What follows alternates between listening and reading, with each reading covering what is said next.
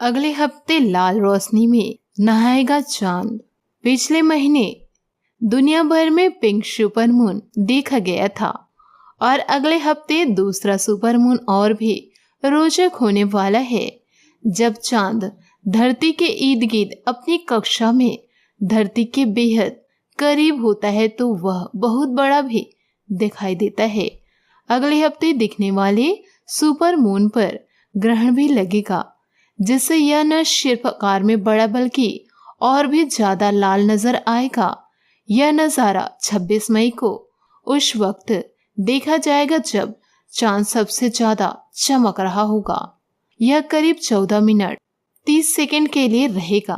पूर्व चंद्र ग्रहण तब होता है जब सूर्य, धरती और चांद एक लाइन में होते हैं।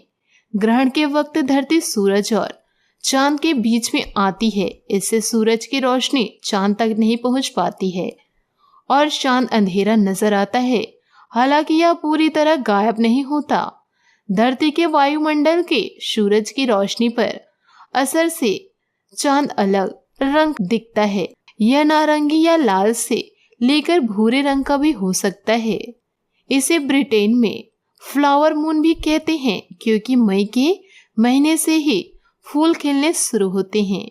यह अमेरिका में साफ साफ दिखाई देगा। इसके अलावा ऑस्ट्रेलिया, दक्षिण अमेरिका के पश्चिम हिस्से और दक्षिण पूर्ण एशिया में भी यह दिखाई देगा। पहले चांद धरती की बाहरी छाया में दाखिल होता है और जब अंदरूनी छाया में दाखिल होता है तब वह लाल दिखाई देता है। अगले हफ्ते दिखने वाला सुपरमून लाल का दूसरा और ज्यादा बड़ा होगा। इससे पहले 26 अप्रैल को सुपर पिंक मून था। 2021 का पहला और आखिरी पूर्ण चंद्र ग्रहण दिखाई देगा। इसे ब्लड मून भी कहते हैं। इस दौरान चंद्रमा शुष्क लाल रंग में दिखाई देगा।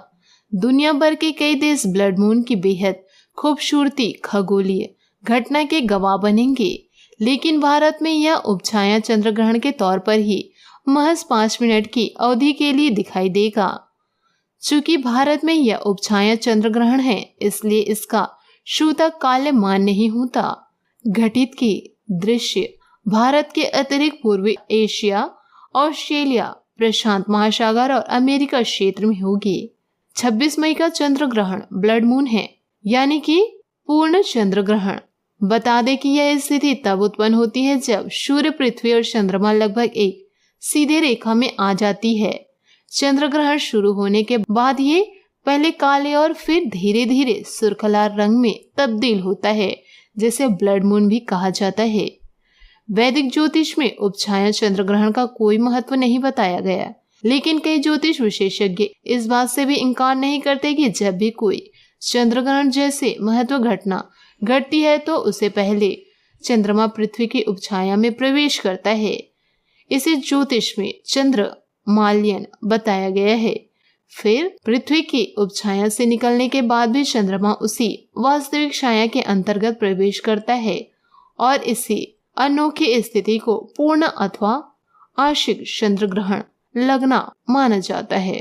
परंतु कई बार ऐसी कई स्थिति भी उत्पन्न होती है जब चंद्रमा पृथ्वी की छाया में प्रवेश करने के बाद उसकी वास्तविक छाया के अंतर्गत प्रवेश न करते हुए वहां से ही बाहर निकल जाता है, जिससे चंद्रमा पृथ्वी की असली छाया तक प्रवेश नहीं करता और उसी स्थिति में पृथ्वी से देखने पर चंद्रमा की स्तर कुछ धुंधली सी प्रतीत होती है और उसका बिंब भी सामान्य से बिल्कुल अलग धुंधला पड़ जाता है।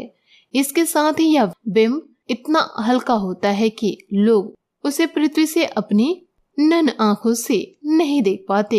यह स्थिति या घटना उपछाया चंद्र ग्रहण कहलाती है।